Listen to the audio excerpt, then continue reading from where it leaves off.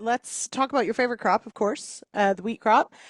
We have touched on it. We touched on it last week, but even a couple weeks ago, uh, you can't, if you didn't think about stripe rust until now, you have been living under a rock because we have been talking about it for a while.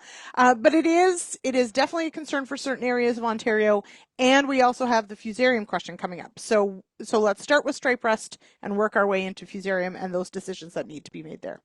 Yeah, 100%. So Lindsay, people in Ontario and I think in the Great Lakes Basin and in Manitoba likely as well, we have really indoctrinated people into the timing around fusarium and how critical that is. And it absolutely is.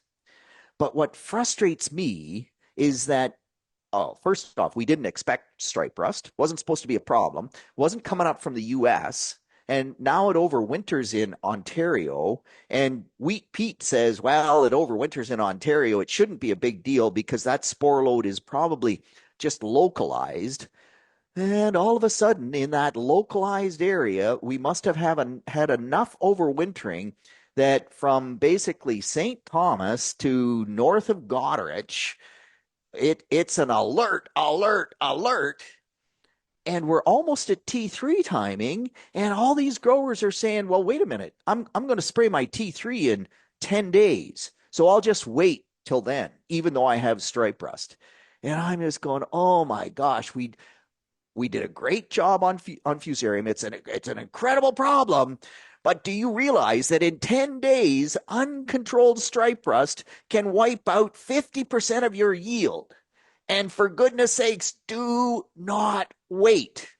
If you have stripe rust, I had a text from a grower on Saturday, and he texted me two pictures. One was a yellow spot in the field. You could already see from the pickup truck a yellow spot. That's stripe rust. And then a picture in the canopy where every leaf had stripe rust on it. And he said, well, T3 is going to be Wednesday or Friday, and we're Saturday.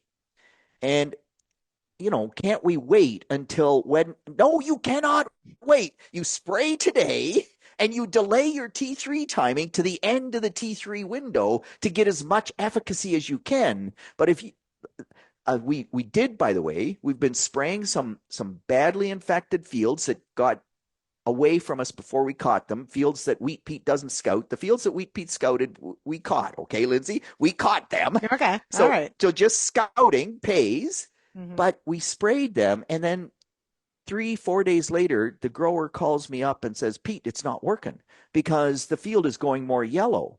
Well, the fungicides don't stop the disease on a dime.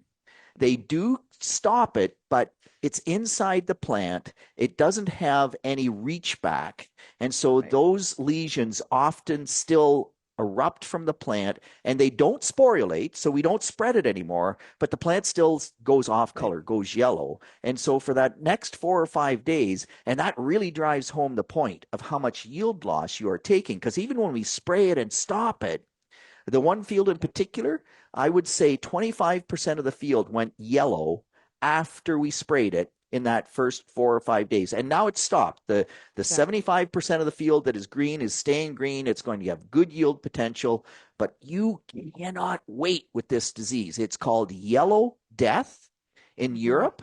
There's a reason for that.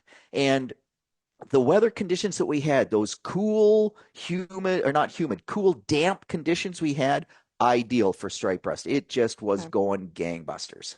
So that was actually one of my questions is, because some of these diseases like humid, hot conditions, some like cool, some like somewhere in that Goldilocks sort of perfectly in between. So we have had good conditions for it spread. And one key point, so I have two questions, but one key point, exactly that fungicides are not curative. Right. So you're not going to get rid of what was there. You're going to stop it from where it is. And so that is key.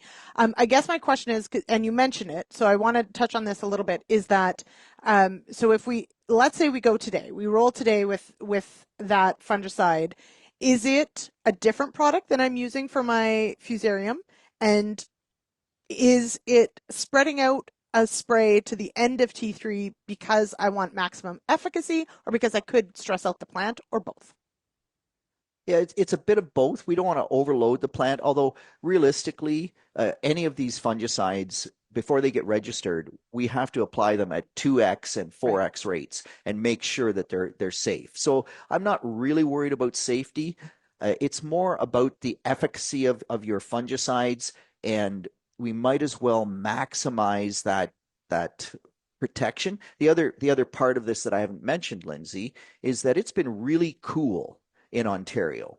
When it's really cool, the risk of fusarium drops dramatically. So Mm. when nighttime temperatures are below 9 Celsius, this is work by Dr. Dave Hooker at University of Guelph Ridgetown campus. And so nighttime temperatures below 9 Celsius, stripe rust loves it, but that really limits fusarium. So we're at lower risk for fusarium. Now, the weather coming up, baby, this is Hmm. fusarium weather. We've got rain in the forecast. We've got nighttime temperatures over 9 Celsius. We've got daytime temperatures in the mid 20s. That's fusarium weather. So I think the risk is going to ramp up pretty significantly. But if my risk is low, I still need to control for it. I get good dawn reduction, even if I apply later in the window. I've applied the other fungicide, 4 days before day zero. So if I could get 10 days in between, I really maximize my potential yield benefit, and I also maximize my stripe rust control because I get that first, if there is any that erupts that miss that first application with the early fungicide, I catch it with the T3 fungicide. And you asked about products. Do not use a strobe fungicide pr prior to heading because the strobe fungicides will increase or could increase the level of Dawn toxin in the grain. Right. It's a long explanation why. We don't need to go into that. But at the end of the day, so that it takes a lot of products out of the Yeah. marketplace. Makes So sense. you could use a T3 product, but most of the T3 products like Spherex, Prosero Pro, Miravis Ace, a lot of them say only once in a Right. season. So that would mean using two, or you can just go to a propiconazole.